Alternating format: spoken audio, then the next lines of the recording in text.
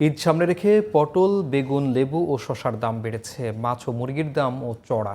গরুর মাংস বিক্রি হচ্ছে আগের দামই, তবে স্থিতিশীল রয়েছে সেমাই, চিনি, তেল ও পোলাওর চালের দাম। জান্নাতুল ফেরদৌসের রিপোর্টে বিস্তারিত। ঈদ উল ফিতর উপলক্ষে শুক্রবার তেল, পোলাওর চাল, মুরগি ও গরুর মাংস সহ সংশ্লিষ্ট অন্যান্য পণ্য কিনতে ব্যস্ত রাজধানীবাসী। অন্তর্বর্তী সরকার আসার পর এটাই প্রথম ঈদ, তাই তো পরিবর্তিত পরিস্থিতিতে ঈদে নিত্যপণ্যের বাজার সদাই স্বস্তিতে হবে এমনটাই প্রত্যাশা ছিল বেশিরভাগ মানুষের। কিন্তু আসলে কতটুকু প্রত্যাশা পূরণ করতে পারছে এ সরকার? কতটা স্বস্তি মিলছে সেমাই, পোলার চাল, চিনি, তেল সহ অন্যান্য মুদিপণ্যে? তেলের দাম 175 একটু কমই মনে হলো। আর লবণ, পোলার চাল সচরাচর যেভাবে, পোলার চাল তো আগেই বাড়া ছিল, এখন সচরাচর যেভাবে ছিল এরকমই আছে এই আর কি। সব জিনিসের দামে ঠিক আছে, আদা, রসুন, পেঁয়াজ সব দামে ঠিক আছে। এলাচির দামটা একটু বাড়ছে।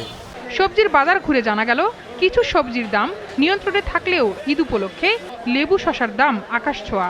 লেবু কিনলাম 140 টাকায়, পটল কিনলাম 100 টাকা কেজি, তারপরে আপনার শসা কিনলাম 100 টাকা কেজি।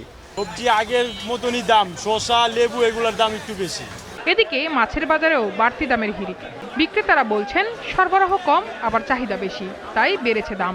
সাপ্লাই যাইতো 2200 টাকা কেজি, এখন সাপ্লাই বন্ধ ইন্ডিয়ান, এখন 2000 টাকা কেজি। অন্যান্য দিনের চেয়ে মাছের দাম একটু চড়া। মানুষের যে ক্রয় ক্ষমতা, মানুষের তো আসলে আয়ের একটা বিষয় আছে, তার সাথে যায় না।